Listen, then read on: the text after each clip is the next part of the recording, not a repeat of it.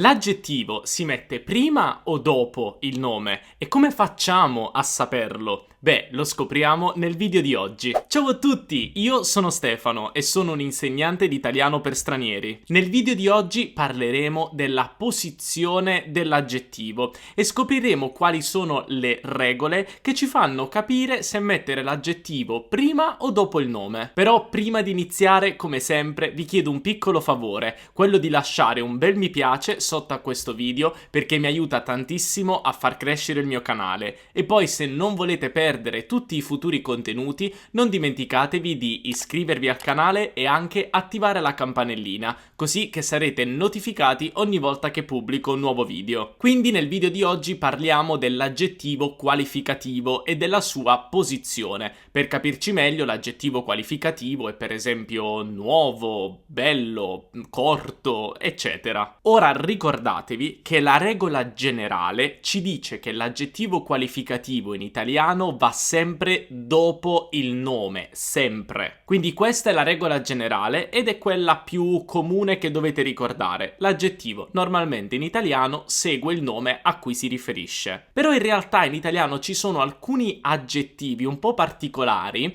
che possono anche precedere il nome e quando scegliamo la posizione dell'aggettivo prima o dopo possiamo addirittura cambiare il significato dell'aggettivo. Però prima di iniziare con le altre regole voglio dirvi che l'italiano è una lingua molto flessibile, soprattutto in termini di posizione delle cose nella frase. Infatti, e questo se studiate l'italiano da un po' lo saprete, a volte mettiamo l'oggetto all'inizio, l'oggetto alla fine, a volte mettiamo il soggetto alla fine. Insomma, l'italiano è una lingua molto flessibile e questo rende l'italiano una lingua bellissima perché possiamo giocare con la posizione delle parole per poi ottenere l'effetto desiderato, no? Per enfatizzare qualcosa rispetto a qualcos'altro nella frase. Però comunque cerchiamo di capire alcune regole sulla posizione dell'aggettivo. In base alla posizione dell'aggettivo prima o dopo il nome, possiamo avere due funzioni diverse dell'aggettivo: la funzione descrittiva e la funzione restrittiva. Quando parliamo di funzione descrittiva, stiamo dicendo che stiamo usando l'aggettivo per descrivere, per aggiungere un'informazione alla parola che abbiamo. Invece, quando parliamo di funzione restrittiva, stiamo dando sì sempre un'informazione alla parola che abbiamo, un'informazione in più, però un'informazione molto importante perché ci permette di distinguere quella cosa da qualcos'altro, da qualsiasi altra cosa. Di solito un aggettivo messo prima il nome ha una funzione descrittiva, invece un aggettivo messo dopo il nome ha una funzione restrittiva. Vediamo un esempio pratico. Devo ristrutturare la vecchia casa di mia zia. Devo ristrutturare la vecchia casa di mia zia. Qui noi stiamo aggiungendo un'informazione a casa e stiamo dicendo la vecchia casa. In questo caso abbiamo una funzione descrittiva perché stiamo aggiungendo un'informazione alla parola casa. Questa informazione però non è estremamente necessaria. Che cosa intendo? Se io dico la vecchia casa che io devo ristrutturare, ok, significa che quella casa è vecchia, brutta. E quindi, se io tolgo l'aggettivo vecchia e dico devo ristrutturare la casa di mia zia, come vedete, il significato non cambia. Sì, ho aggiunto un'informazione con vecchia, certo, ma la frase ha comunque senso anche senza l'aggettivo. Se invece dico i miei genitori torneranno ad abitare nella loro casa vecchia, i miei genitori torneranno ad abitare nella loro casa vecchia.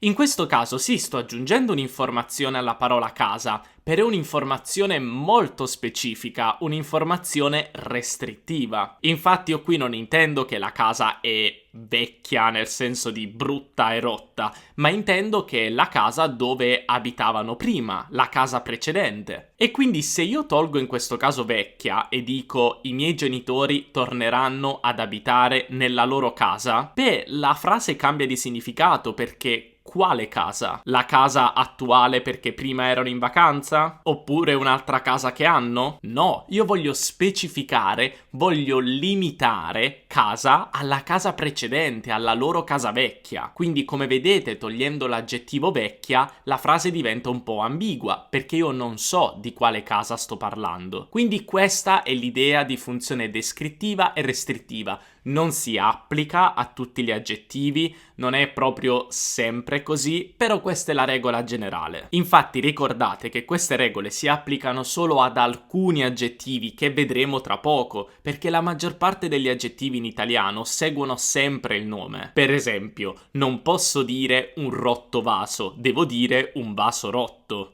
Oppure non una rossa gonna, una gonna rossa. E per finire, non una difficile situazione, una situazione difficile. Quindi, come vedete, la maggior parte degli aggettivi seguono il nome. Ma quali sono gli aggettivi che possono essere messi in entrambe le posizioni? E se messi in una posizione rispetto all'altra cambiano un po' il significato? Vediamo insieme una lista. Iniziamo da vecchio e prendiamo questa espressione come esempio. Un vecchio amico è un amico vecchio. Se dico un vecchio amico, intendo un amico che io conosco da tantissimo tempo. Se invece dico un amico vecchio, intendo un amico che è anziano. E ora prendiamo l'aggettivo diverso. Ci sono persone diverse? Ci sono persone diverse? Ci sono diverse persone. Ci sono diverse persone. Nel primo caso, se io dico ci sono persone diverse, intendo che c'è una grande diversità tra le persone, quindi magari persone di età differenti, persone di etnie differenti o che vengono da paesi diversi, insomma c'è una grande varietà di persone. Se invece dico ci sono diverse persone, intendo che ci sono tante persone, in numero. Ora prendiamo l'aggettivo semplice e guardiamo queste due frasi. Ti ho fatto una domanda semplice. Ti ho fatto una domanda semplice. E ti ho fatto una semplice domanda. Ti ho fatto una semplice domanda. Nel primo caso ti ho fatto una domanda semplice, intendo dire che la mia domanda è facile e semplice e quindi puoi rispondere a questa domanda molto facilmente. Invece, se dico ti ho fatto una semplice domanda, intendo dire che ti ho fatto solo una domanda, non tante, una e basta. E ora vediamo gli aggettivi grosso e grande. Per esempio, Leonardo è stato un grosso artista, oppure Leonardo è stato un grande artista. In questo caso io sto dicendo che Leonardo è stato un artista molto importante. Invece, grosso e grande, se messi dopo il nome, possono riferirsi alla grandezza proprio del fisico di una persona. Quindi se volete usare grosso e grande per indicare l'importanza di qualcuno, di una persona, ricordatevi, mi raccomando, di metterlo prima. Come vedete, queste regole non sono molto chiare e fisse e cambiano spesso da aggettivo ad aggettivo, però questi sono gli esempi più comuni. Quindi mi raccomando, vi consiglio di ricordare questi esempi in particolare perché potrebbero essere molto utili per la conversazione. Però in generale non dimenticate che in italiano l'aggettivo si mette dopo il nome, ok? Va benissimo, noi abbiamo finito per il video di oggi. Come sempre, se avete delle domande fatemi sapere qui sotto e non dimenticatevi di lasciare un bel mi piace se vi piacciono i miei contenuti. E anche non dimenticatevi di iscrivervi al mio canale e attivare la campanellina e anche di seguirmi su Instagram, Teacher Stefano, perché stanno arrivando tantissime novità e quindi se non volete perdere nessun aggiornamento seguitemi anche su Instagram. Noi per il video di oggi abbiamo finito e come sempre spero che vi sia piaciuto. Un abbraccio dall'Italia, ciao!